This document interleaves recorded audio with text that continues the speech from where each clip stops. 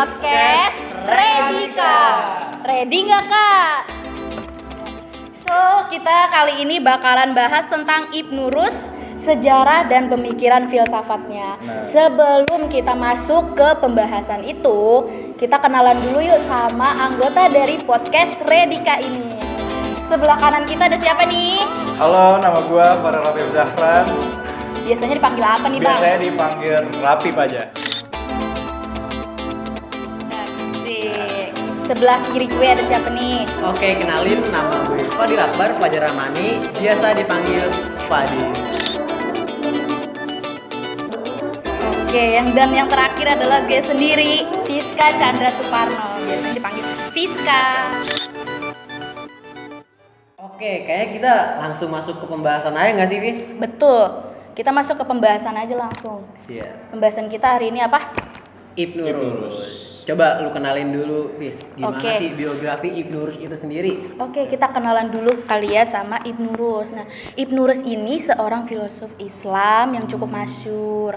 Beliau memiliki nama asli yaitu Abdul Walid Muhammad bin Ahmad Ibnu Rus. Dan dia juga lahir di Cordova pada tahun 520 Hijriah atau sekitar 1926 Masehi. Bentar. Cordova itu di negara mana sih, Fis? Dia itu ada di Andalusia, Spanyol. Gitu. Terus Ibnu Rus ini merupakan tokoh yang sangat terkenal di negaranya. Tapi bentar, tapi gue denger tuh dia Ibnu Rus tuh terlahir dari orang kaya bukan sih? Iya benar banget Rel. Dia berasal dari keluarga yang cukup terkenal di kotanya. Itu yang menyebabkan dia Bisa berhasil gitu jadi seorang filsuf ya? Iya betul banget. Hebat banget sih, salut. Tapi kalian tahu nggak sih perjalanan karir Ibnu Rus itu nggak semulus yang kita lihat, kita ya baca di sosial media, entah kita cari di makalah-makalah atau jurnal-jurnal yang menjelaskan tentang Ibnu Rus, karirnya Ibnu Rus. Kenapa tuh? Karena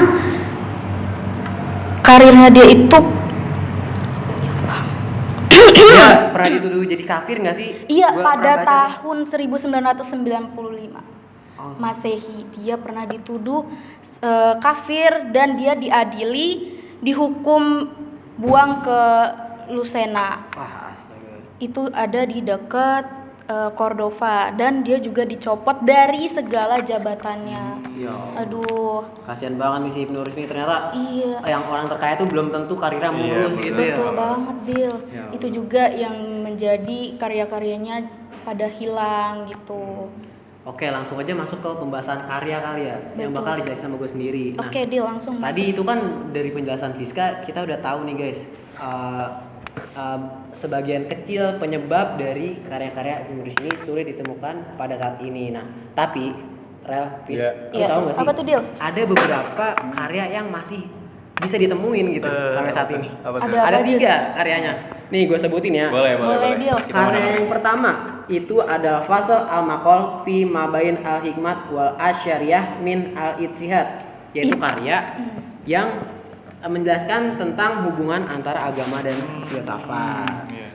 Kemudian yang kedua itu ada Al-Kasfan Manahij al-Adilat fi Aqaid al-Milad, yaitu karya yang membahas tentang kritik terhadap metode para ilmuwan dan sufi. Kemudian karya yang terakhir itu ada Tahafut at-Tahafut yang berisi tentang kritikan terhadap Al-Ghazali, yaitu dalam karyanya Tahafut al-Falasifah. Aduh, ini emang sorry ya nih, namanya emang agak susah ya. Apa-apa, Dis.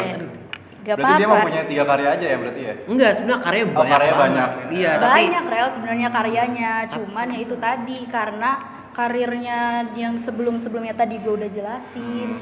Itu jadi karyanya banyak yang hilang. gitu, Rel. Iya. Nah, terus lanjut ke pandangan filsafat menurut Ibnu Rus nih. Apa tuh, Dil? Nah, sebagai komentator Aristotelesnya, tidak mengherankan jika pemikiran Ibnu Rus ini membuat syarah atau komentar atas karya-karya Aristoteles. Nah, dia itu berusaha lah untuk mengembalikan pemikiran Aristoteles dalam bentuk aslinya gitu. Nah, Tapi karena ini juga tuh Ibnu Rus ini tidak sependapat dengan tokoh-tokoh filsuf muslim. Jadi karena ia menganut Aristoteles, jadi dia tidak, terkadang dia nggak berpihak pada filsuf muslim lah gitu. Terus walaupun begitu, tapi dia tetap berusaha mencampurkan pemikiran filsuf muslim dengan pemikiran Aristoteles gitu. Oke. Lanjut nih, kita kan kita bakal dengerin dari pendapatnya Farel nih. Kan di situ Ibnu Rus menjawab sanggahan Ghazali tentang kausalitas dan mukjizat. Langsung aja Rel, jelasin. Oke, di sini gue akan ngejelasin jawaban Ibnu Rus atas sanggahan Al-Ghazali. Itu yang ada di kitab Tahafud. Betul banget, Dil. Iya, benar. Jelasin Rel. Oke, yang pertama tuh kayak ada Alam Kadim, Dil, Fis. Itu apa? Alam Kadim tuh menurut Al-Ghazali nih ya di sini dari pengetahuan gue nih yang gue baca, Allah menciptakan alam dari tiada menjadi ada. Kayak yang kedua tuh Allah tidak mengetahui secara terperinci apa yang terjadi di alam ini. Itu menurut Al-Ghazali tuh kayak Menurut gitu. Al-Ghazali. Oke, terus kalau Jadi, menurut Ibnu Rus itu gimana?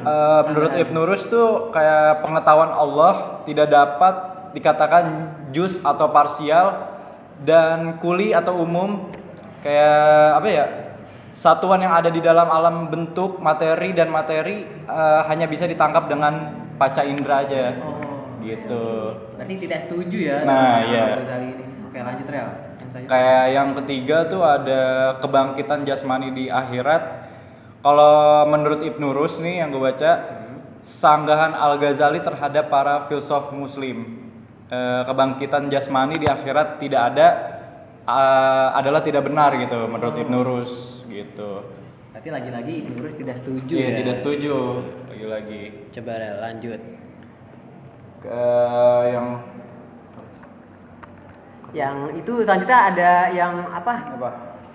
Yang Tadi. yang mukjizat itu yang sanggahan kausalitas, iya. betul. Sebab Sanggahan akibat tentang kausalitas itu. Iya, Al-Ghazali coba Rel. Sebab akibatnya Iya. yang dengan mukjizatnya. Nah, itu ada Betul. mukjizat Nabi juga tuh nanti. Kalau di sini menurut Al-Ghazali tuh pengakuan akan adanya hubungan keniscayaan antara sebab akibat, dalam kurung tuh kausalitas maksudnya. Iya.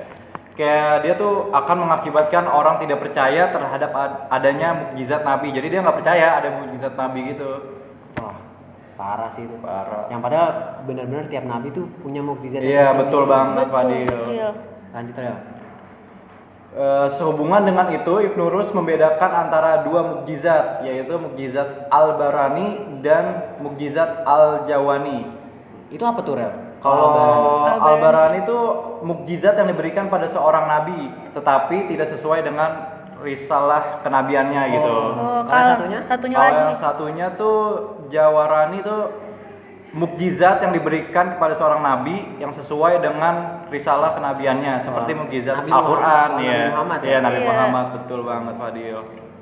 Dengar-dengar nih Ibnu Rus Apa tuh? itu menantang mukjizat dari Al-Barani. Tolong jelasin dong, Rel. Menantang ya. Iya, dia benar banget, dia menantang adanya mukjizat Al-Barani sebagai yang dipahami oleh Al-Ghazali. Nabi Isa dapat menghidupkan orang mati menurut Ibnu Rus harus diwakilkan, ditakwilkan dalam pengertian menghidupkan hati orang yang tidak beriman menjadi beriman. Wah, gila itu. Rel, lu keren banget sih Rel. Lu baca di mana sih Rel? Lu bisa setahu ini Rel. Gue sih dapat info-info dari apa sih? Gue mengulik gitu di Google ada. Iya, Google banyak, Iya. jurnal-jurnal banyak. Jangan-jangan lu ini calon filsuf Rel. Amin ya Allah. Amin. Assalamualaikum Kak.